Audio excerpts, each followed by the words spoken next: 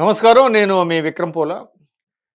తెలంగాణ రాష్ట్ర అసెంబ్లీ స్పీకర్‌గా గడ్డం ప్రసాద్ కుమార్ ఏకగ్రీవంగా ఎన్నికైన తర్వాత ఇప్పుడు అందరి దృష్టి కూడా అసెంబ్లీ సమావేశాలు ఏ విధంగా జరుగుతాయనే దాని మీద ఎక్కువగా దృష్టి పడింది.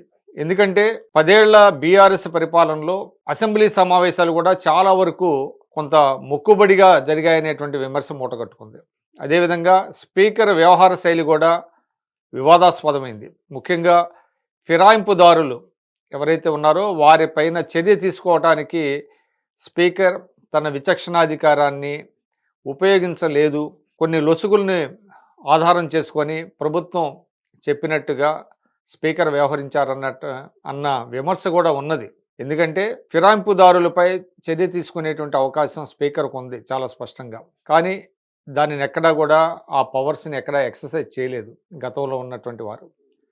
ఇప్పుడు కొత్తగా ఏర్పడినటువంటి ప్రభుత్వంలో స్పీకర్ గారు తన అధికారాలను, తన విచక్షణాధికారాలను పూర్తిగా వినియోగించాల్సినటువంటి అవసరం ఉంది. అదేవిధంగా ప్రభుత్వం కూడా వారిపైన ఎక్కువ ఒత్తిడి పెట్టకుండా ఆయన పని ఆయన చేసుకునేటట్టు ఉంటే అందరూ ఆశిస్తున్నట్టు ప్రజా తెలంగాణ, ప్రజల తెలంగాణ, ప్రజాస్వామ్య తెలంగాణ అనే దానికి అర్థం ఉంటుంది. ఎందుకంటే స్పీకర్ గారు తన రోల్ని సక్రమంగా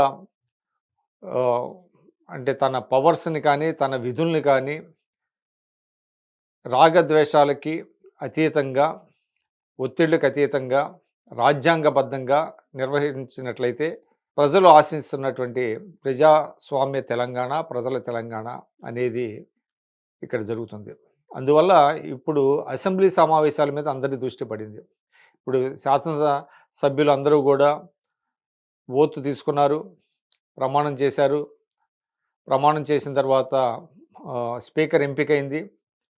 ఇక కాబోయేది గవర్నర్ గారి ప్రసంగం ఉంటుంది. గవర్నర్ గారి ప్రసంగం అయిన తర్వాత ఇక గవర్నర్ గారి ప్రసంగంపై వివిధ రాజకీయ పక్షాలు ధన్యవాద తీర్మానాన్ని ప్రవేశపెడతాయి. దాని మీద మాట్లాడేటువంటి అవకాశం ఉంటుంది. దాని మీద మాట్లాడేటప్పుడు సాధారణంగా ఏంటంటే ఏ అంశాన్నైనా ప్రస్తావించవచ్చు. అంటే గవర్నర్ గారి ప్రసంగంలోని అంశాలను మాత్రమే ప్రస్తావించాలని ఏమీ లేదు. స్కై ఈజ్ ద లిమిట్ అంటారు.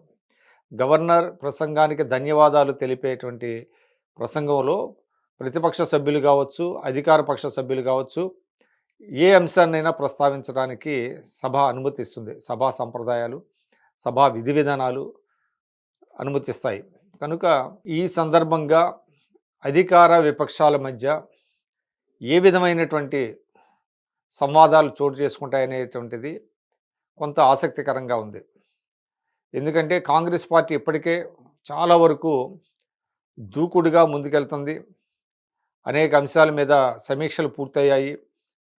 ముఖ్యంగా మెట్రో రైలు మార్గాన్ని కూడా వారు ముందుగా ప్రతిపాదించిన రాయదుర్గం నుంచి శంషాబాద్కి కాకుండా ఇప్పుడు ఓల్డ్ సిటీ నుంచి నడపాలని ఒక ప్రతిపాదించారు. పాతది రద్దు చేశారు. ఇక రద్దుల విషయంలో వస్తే చాలా వరకు గత అధికారులను తొలగించడం అనేటువంటిది సర్వసాధారణమైనప్పటికీ ఫార్మాసిటీ విషయంలో కూడా ప్రభుత్వం గతంలో ప్రతిపాదించిన చోట కాకుండా వేరొక చోట పెట్టాలనేటువంటిది ఫార్మాసిటీ విషయంలో కూడా గత ప్రభుత్వం తీసుకున్న నిర్ణయాన్ని దాన్ని రద్దు చేసినట్టుగానే భావించాలి. సో ఈ విధంగా అనేక అంశాలను గత ప్రభుత్వంలో తీసుకున్నటువంటి అంశాలను తిరగతోడటం అనేటువంటిది కనపడుతుంది. మరి దీని మీద ఎంతకాలం ప్రతిపక్షాలు అదేవిధంగా అధికార పక్షం కలిసి వెళ్తాయా, లేకపోతే విమర్శలు ప్రతి విమర్శలతో ఈ తొలి అసెంబ్లీ సమావేశాలే వేడెక్కుతాయి అనేటువంటిది కూడా చూడాలి.